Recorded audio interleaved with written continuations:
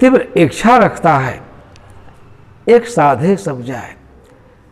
आप अनेक लोगों के जीवन को देखिए, सब कुछ है, ज्ञान है, अच्छा विचार है, लेकिन ऐसे लोग भी मन के पीछे अपने बहुमूल्य जीवन को और जीवन की अक्षय ऊर्जा को नष्ट कर देते हैं।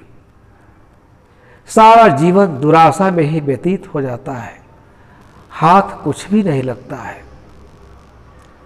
इसलिए साहब ने एक साखी में कितना सुंदर विचार, कितना सुंदर दृष्टिकोण प्रस्तुत करते हैं। एक साधे सब साधियां, सब साधे एक जाए। जब आदमी मन को साध लेता है,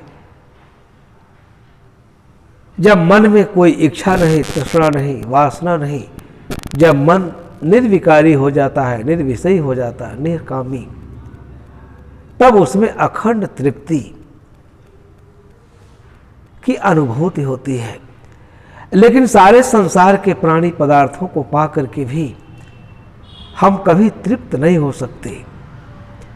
इस विषय को समझे बिना जीवन में अस्थायी सुख, शांति की प्राप्ति असंभव है। जब मन को हम समझ लेते हैं और मन का सुंदर उपयोग करने लगते हैं, तो उसी मन में आनंद की लहरें उमड़ जाती हैं। मन बिल्कुल तृप्त हो जाता है।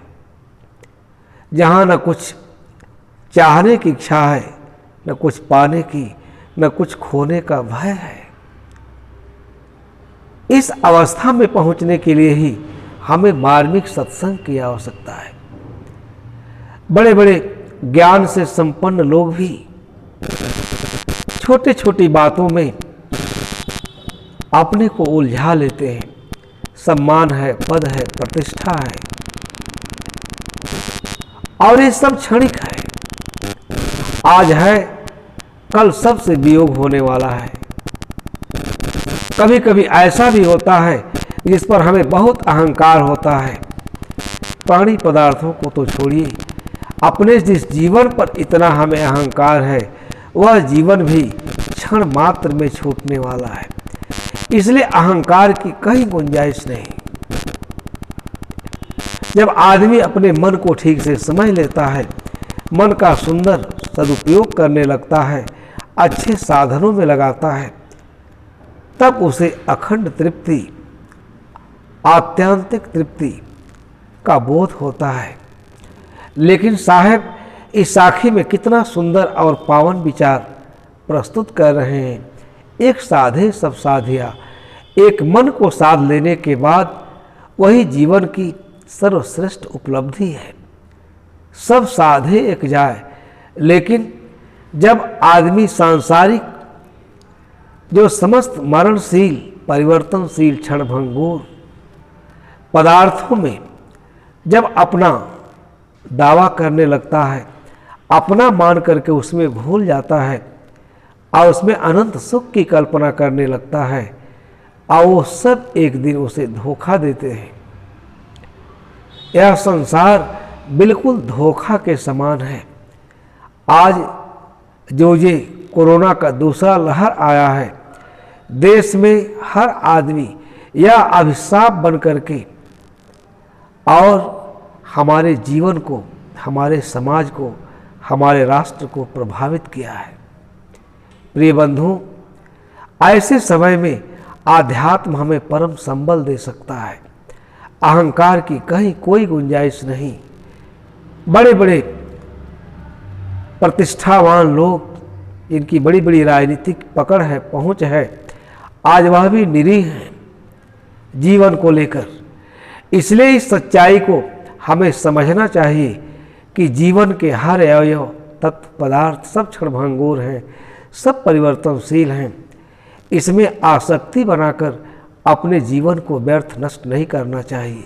सब साधे एक जाए। संसार के समस्त प्राणी पदार्थों को प्राप्त करके, उसे गहन कठिन पुरुषार्थ से प्राप्त करके भी उसमें हमें कहीं अखंड तृप्ति नहीं होती है। यह प्रबुद्ध मानव जहाँ जहाँ आसक्ति बनाता है वहाँ वहाँ वह दुखाभिभूत होता है। संसार में कहीं ऐसा कोई जगह नहीं दिखाई देता जहाँ जा करके हमें पूर्ण मानसिक विश्रांति मिले। प्रिय बंधुओं, हमें जो विश्रांति मिलेगी, मानसिक शांति मिलेगी, वह अपने मन को एक साधे सब साधिया, मन को साध लिया जाए। जब मन में कोई तृष्णा नहीं, इच्छा नहीं, वासना नहीं, जब विवेक के द्वारा हम इस स्थिति में पहुंच जाएं, इस कोटि में पहुंच जाएं कि यह संसार निर्वाह की वस्तु है, इसमें कहीं भी अस्थाई शाश्वत सुख नहीं है, इनके मिलने और बिछड़ने में बड़ी घनीभूत पीड़ा है, वह महा अज्ञानता है। यह तो स्वभावगत है मिलना बिछड़ना, जिस पर हम बड़े बड़े दावा करते हैं। आज वो चीज़ें हमारे पास हैं, हम देखते ही रह जाते हैं, वो वस्तुएं दूसरे के हाथ में चली जाती हैं। यहाँ कुछ भी अपना नहीं है, एक तृण भी अपना नहीं है। जब तक इस बोध में नहीं जाएंगे तब तक हम मृत्यु के भय से कांपते रहेंगे। मृत्यु अनिवार्य नियम है, घटना है, अवश्य भावी है। जब तक हमारा जीवन स्वस्थ है तब तक हम अपने मन एक साधे सब साधियाँ, कितना सुंदर विचार साहब ने दिया, एक साधे सब जाए। लेकिन अगर उसी मन के द्वारा हम संसार के सारे ऐहिक भोगों की लोक वासना में जब हमारा मन डूब जाता है तो वह अनेक अनर्थों का कारण बनता है। इसी से हम पाप करते हैं, दुर्व्यवहार करते हैं, किसी से अच्छा व्यवहार नहीं कर पाते। अहंकार हमारा इतना बढ़ जाता है कि वह हमें ही सुरसा की तरह से भस्मीभूत कर देता है। इसलिए इस विषय को बहुत ही मार्मिक तरीके से समझने की आवश्यकता है, जानने की आवश्यकता है, तभी हमारा जीवन कृतार्थ हो सकता है। इसलिए हमें बहुत ही संयम से जीवन जीना चाहिए। अनेक लोगों को देखा जाता है, जब कोई कटु वचन कहता है उद्वेलित हो जाते हैं, आक्रोशित हो जाते हैं, परिस्थितियों को ठीक से नहीं संभालते। अगर कोई व्यक्ति ऐसा वचन कहता है, ऐसा वाणी कहता है, ऐसा व्यवहार करता है जिससे चित्त में दुख निर्मित हो, हमें उसको तुरंत वहीं अवॉइड कर देना चाहिए। उसे रखने की आवश्यकता क्या है? इसलिए जगह जगह देखेंगे, जब मन ऐसे विषयों को ग्रहण करता है, स्पर्श करता है, ऐसे शब्दों को सुनता है, ऐसे चीज़ों का स्मरण करता है, स्पर्श करता है, तो उसके मन में अनंत कामनाएं बनती हैं। उन कामनाओं के पीछे दौड़ने लगता है, भारी उपहास का पात्र बनता है। अनेक बार ऐसी घटनाएं देखने को मिलती हैं। इसलिए कोई लड़का है, किसी लड़की के पीछे पागल बना जाता है, वह लड़की जब उसको दुत्कारती है उसे भारी चोट लगता है। इस तरह आदमी अपनी गरिमा और गौरव खो देता है। बंधुओं, यह केवल मन को ठीक से न समझने का ये सब दुष्परिणाम है कि हम अनावश्यक अपने जीवन को गलत दिशा की तरफ ले जाते हैं। आज की सबसे बड़ी आवश्यकता है, आप अनेक महापुरुषों के द्वारा सुनते हैं कि सृष्टि प्रवाह का ये सबसे अन्यतम जीवन है, सुंदर जीवन है। इस जीवन से हमको परमार्थ करना चाहिए, पुरुषार्थ करना चाहिए, बुद्धि और विवेक का सुंदर उपयोग जीवन में करना चाहिए। कहीं आसक्ति नहीं बनाना चाहिए, किसी से घृणा नहीं करनी चाहिए, किसी से प्रेम भी करने की क्या आवश्यकता है। कोई ऐसी वस्तु नहीं है जिससे प्रेम किया जाए, कोई ऐसी वस्तु नहीं, कोई व्यक्ति नहीं जिससे घृणा किया जाए। ये सब केवल मन को, जब मन से हम मान लेते हैं किसी को प्रिय, तो उसमें आसक्त होते हैं। वह आसक्ति ही हमारे जीवन में महान दुख का कारण बनती है। इसलिए साहब की इस साखी को समझिए, कितनी मार्मिक साखी साहब ने कहा है। और इन साखियों पर अगर हर आदमी विचार करे, विमर्श करे, उसके जीवन में न कभी अहंकार आएगा, न किसी से द्वेष करेगा, न कहीं राग बनाएगा।